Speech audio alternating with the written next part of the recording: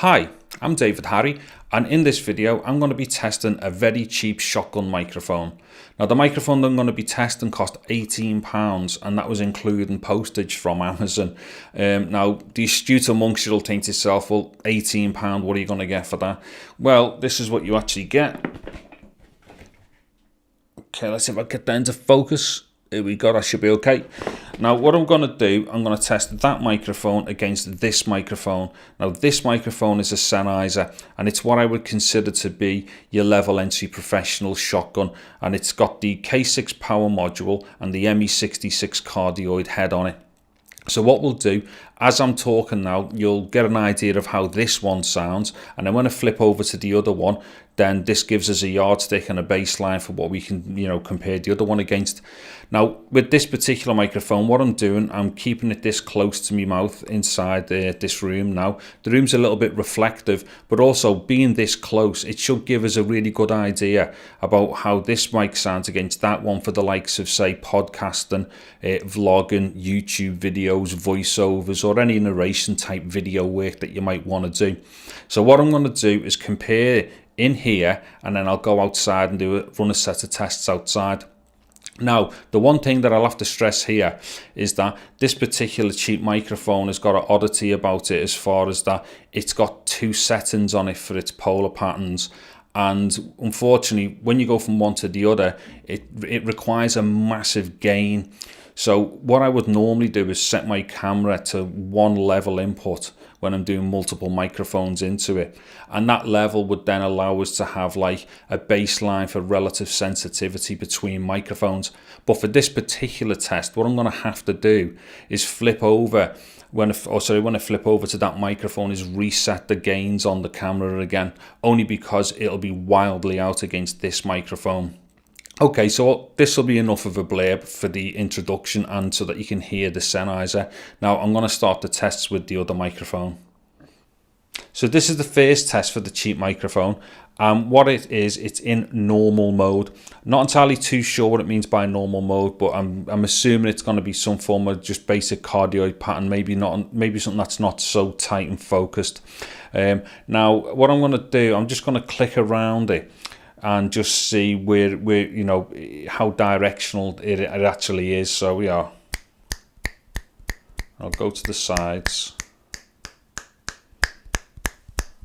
and I'll go to the back. Come forward. Okay, now I know that's not amazingly scientific or anything, but that should give us a bit of an indication as to where its hot spots are and whatnot. The other thing is, I'll just talk, well, slightly. I'll talk a lot off axis here, and I'll come back into the middle, and then I'll come off axis again. Okay, so that'll give us some form of idea as to its direction, what kind of direction it's mainly picking up in, and where it's probably most sensitive as well. So what I'm going to do, I'm going to flip over now to the second setting on this mic. I'm now on its second setting, which it refers to as tele. Again, I'm still not entirely sure what that is, but I can only assume it's a tighter cardioid pattern. And like I said, I've just come off the back of the first setting, so hopefully we might be able to hear a difference between them. And when I take them outside as well, we should hear different characteristics as well, because you don't always know if a microphone is going to be great for indoors or outdoors until you test them. I mean, sometimes it's like different people prefer different types of voices to different types of microphones, much in the same way certain microphones can sound good indoors or good outdoors. And that might be the case with one of the settings for this. It might be good in or it might be good out, but we'll find all that out as we go through the tests. Anyway, I'll just do this kind of directional test again, see if it makes any difference on this mic. So what we'll do, I'll do it from the front first. I'll go to the sides, go to the side, go down to the back, and I'll come from the back forward. Okay, and now what I'll do here, I'll come right off axis, and then I'll come right round to the other side and go off axis over here as well. Now then, assuming that I've understood what it says it is between the two pattern changes, this one should have been rejecting the sound more from behind, but like I said, we'll know this after we've A/B'd them and compared them anyway. And just as another bit of a comparative test as well, I mean, I'm not going to go over the top with this one, and I won't be doing it outside, but this is the internal microphone on the camera, and the camera that I'm using is a Sony AX 100. So whilst it's not an amazingly massive professional camera, you could probably class it as semi-pro or high-end domestic, and it has got a decent preamp on it for the mic and stuff, and close up its internal mic is not that bad. But again, like I say, in this environment and with this distance from it and whatnot, you'll get a bit of an idea of how its internal mic sounds against the others, and more importantly, how that internal microphone sounds against an £18 microphone as well.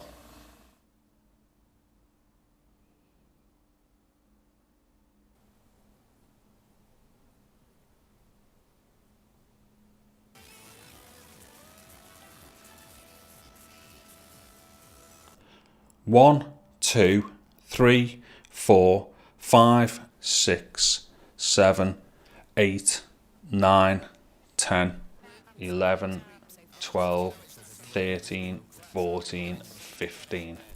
So I'm outside now, and the first mic I'm going to test is the Sennheiser. And as I said earlier on, because of the spurious nature of the two gains for the polar patterns on the cheap mic, rather than the usual setting the input level just straight and every mic goes in at the same level, I'm now having to do this kind of pair mic. So what I'm doing, I'm just kind of putting them in as optimized as I can get it immediately now, and then I'll rebalance them out in post as well. Like I say, this is only because one of the polar patterns on the cheap mic requires such a huge gain in order to make it work. So okay, so as I'm talking now, this will give you a fair representation of what the Sennheiser sounds like. And what I'm using for this as well is just a little cheap, hold on, I don't know if you can see that. It's like a cheap suspension cradle on top of a cheap handle, and again, these two things, you can buy the pair of them in combination for about £5 on eBay. I'll have some links and whatnot in the descriptions for all this stuff. Okay, so what I'm going to do now is I'm going to flip over to the other microphone. So I'm now on the cheap microphone, and I'm on its first cardioid pattern setting, which is normal. Now, whatever normal is, I'm not entirely sure. I'm assuming it's just going to be some form of cardioid or front facing polar pattern. Anyway, it's on the same handle, the same suspension cradle, the same everything, same cable, and all I've done, I've kind of give it what I consider to be an optimal input gain for this particular test. And as I'm talking now, you should be able to get some form of like comparative between this and the previous Sennheiser. And now what I'm going to do, I'm going to flip over and do the other cardioid setting on this microphone. So this is the second setting on the cheap microphone, and it's what it says is tele. Now this is just meant to be a more focused polarization pattern, or a more tighter cardioid pattern. Now if I'd have left it the way that it was previously, it'd have been massively distorted. There is a huge discrepancy between the gain between its two settings. I'm not entirely sure what it's doing to do that, but it's huge. And as with the previous two tests, what I've done, I've same handle, same suspension cradle, same cable, everything identical.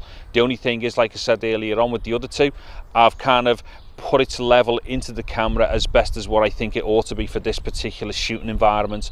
And again, there's a little bit of a draft going on. It's not huge, so we might be able to hear little bits, you know, on the actual foam and stuff. I'm not too sure yet until I get back in. But yeah, so this should be a really good representation anyway of its second setting.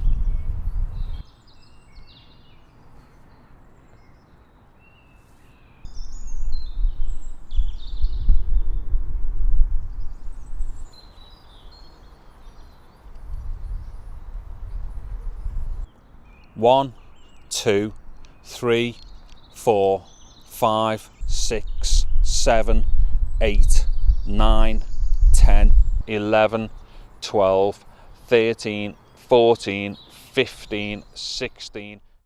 Okay, so to summarise, I think that this microphone is absolutely fantastic. So much so that I've decided to come outside and do the summary, and I've just come to the middle of the park just to stand here and look like a loony in the middle of the field. Now, there's one tiny caveat, and I think you may have noticed there was some interference. There was some RF interference when I was indoors. There's actually a little bit in the background as well when I was outdoors, and that was up, but that was when it was in mode 2 tele. Now, usually things like that you could try and account for, like cables and things, but it's very suspicious that it happened once the pattern was changed on the mic itself. So I think I'd be very safe in saying that the problem is the microphone, not the cable. But if you ignore that little tiny problem and you just left it in normal mode, which is what I'm in at the moment, I think it's fantastic. It's unbelievable. Now, I'm not saying it's going to beat a Sennheiser, but at the same time, in blind tests, I'm fairly sure that in certain situations you could quite possibly fool people with this microphone. Now, the one thing it's not going to be as good at as opposed to the Sennheiser is like its overall frequency response won't be the same. It may not be as directional and quite possibly may not be as sensitive, but I'm telling you now, it's a fantastic microphone for the price. I've never heard anything at this price which is as good. It's also it's got enough sensitivity to be mega useful in a number of scenarios, and its self noise is exceptionally low. It's amazing for the money. Now, if you've got a cheap camera, and you don't want to go breaking the bank to upgrade to a very high-end microphone, which is hard to justify if you've only got a cheapish camera. If you've got something that has got one of the little 1/8" or 3.5mm mic inputs, this is going to work on it. And if it sounds anything like this, I'm fairly sure you'd be dead made up. Yeah. So to summarise, definitely a brilliant mic in its first normal mode, and it's probably going to be a great addition to a small camera rig, and it'll be fantastic for doing stuff like this, YouTube videos, blogging, everything. Okay, so anyway, yeah, thanks very much for watching it, and I know we're dragged on a little bit with all the boring bits and all the rest of it, but to summarise, go out and buy it. Thanks very much, take care, goodbye.